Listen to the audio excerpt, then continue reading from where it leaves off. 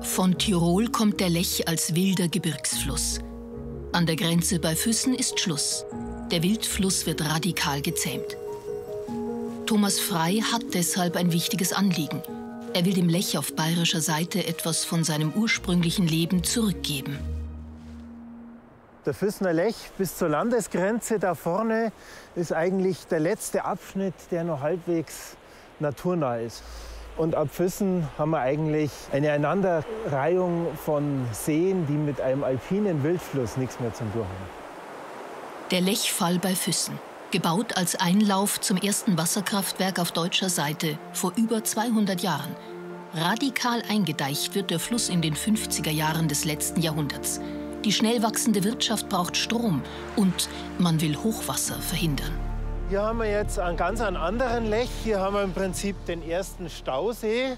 Wir haben ein Wasserkraftwerk, was dem Lech seine ganze Dynamik, seine Wildheit nimmt.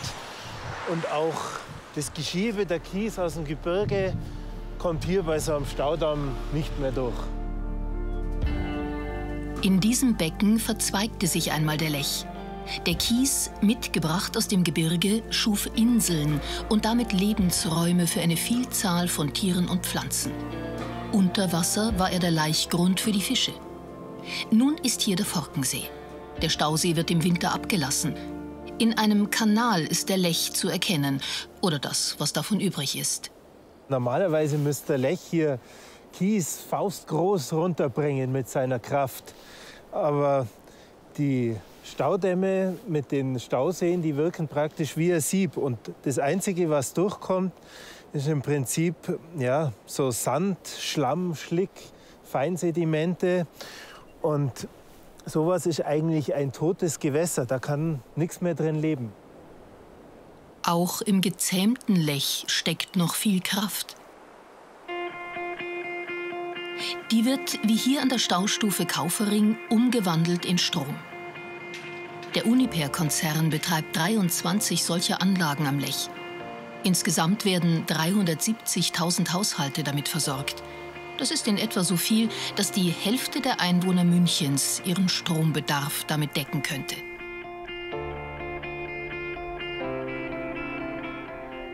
Hinter dem Kraftwerk Kaufering ist eine Fischtreppe angebaut.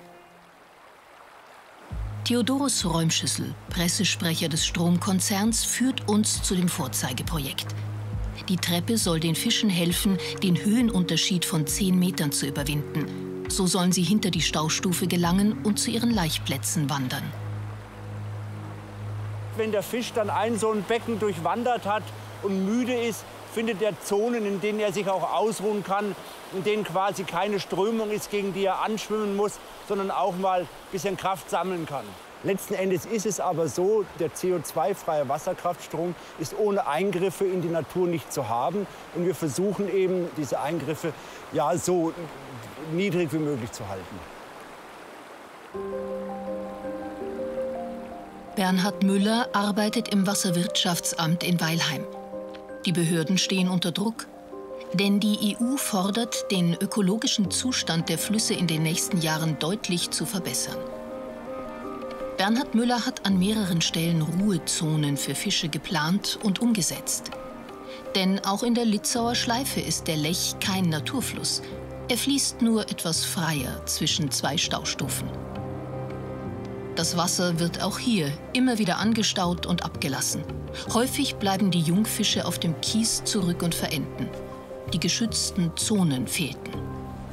Also da haben wir Totholz eingebracht. Das sind so Wurzelstöcke, die wir in den Boden gerammt haben, um mehr Strukturen zu schaffen, um die Strömung ein bisschen zu lenken, um dahinter tiefe Bereiche, Kehrwasser zu schaffen und damit die Fische da Unterstandsmöglichkeiten finden, wo sie vor Fressfeinden geschützt sind. Man sieht gegenüber noch die Reste dieser Fichten, die wir eingebracht haben. Wir bringen die künstlich auch da auf der ganzen Strecke ein, weil einfach von oben nichts mehr runterkommt. Ja, die Kraftwerke fischen das Totholz raus am Rechen. Auch der Kies, der für die Laichplätze benötigt wird, kommt nicht mit der Strömung, sondern wird mit Lkw angefahren. In dem Fall haben wir den Kies aus der Halblechmündung.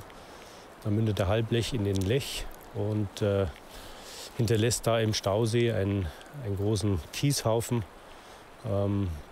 den wir da ausgebaggert haben und dann hier mit LKWs hergefahren haben. Natürlich nur kleine Maßnahme. Der Hauptsinn ist der Laichplatz. Man kann den Geschiebetransport nicht mit LKWs ersetzen. Das wäre Wahnsinn.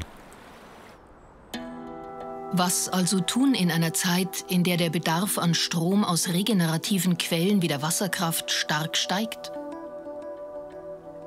Wir fahren nach Lechbruck zum Kraftwerk Urspring. Hier will Thomas Frey die Ideen des Bund Naturschutz erläutern. Niedergelegt in dem Konzept Lech 21, ein Gemeinschaftswerk der ehrenamtlichen Mitarbeiter entlang des Lechs. Dieser ganze breite Talraum, das war eine Wildflusslandschaft, wo viele verschiedene kleine Lechströme sich so verzweigt haben, zwischendrin Kiesinseln. Und unsere Vision wäre eigentlich, dass man den Lech wieder zweiteilt in solchen breiten Talräumen. Ein Teil bleibt für die Energieerzeugung, fürs Wasserkraftwerk übrig, aber man könnte einen naturnahen Abschnitt gestalten, wo der Lech wieder fließen kann. Das ist ein Fluss, wo praktisch die Kiesbänke wieder da sind, die Auwälder wieder da sind. In Chiemsau im Landkreis Landsberg erleben wir eine kleine Überraschung. Zwischen zwei Lecharmen erhebt sich eine Kiesinsel mit einer seltenen Vegetation. Das sind im Prinzip so Trockenrasen auf Lechschotter. Der ist natürlich jetzt hier auch zusammengeschoben. Aber das ist eigentlich ja, so ein bisschen ein Anklang an das, was früher hier mal in den Lechschotterauen war. Das Kraftwerk Chiemsau wurde in den 90er Jahren errichtet. Da spielte der Naturschutz schon eine größere Rolle in der Gesetzgebung. Also wurde der Fluss nicht komplett gestaut, sondern zweigeteilt. In einen frei fließenden Arm und ein Staugewässer. Mittlerweile kann man hier im Sommer wieder die Huchen beim Laichen beobachten, Zeichen für einen ökologisch guten Zustand des Lechs an dieser Stelle. Ein Fischereiverein, die Lechfreunde Apfeldorf, kümmern sich darum, dass die Laichplätze sauber bleiben.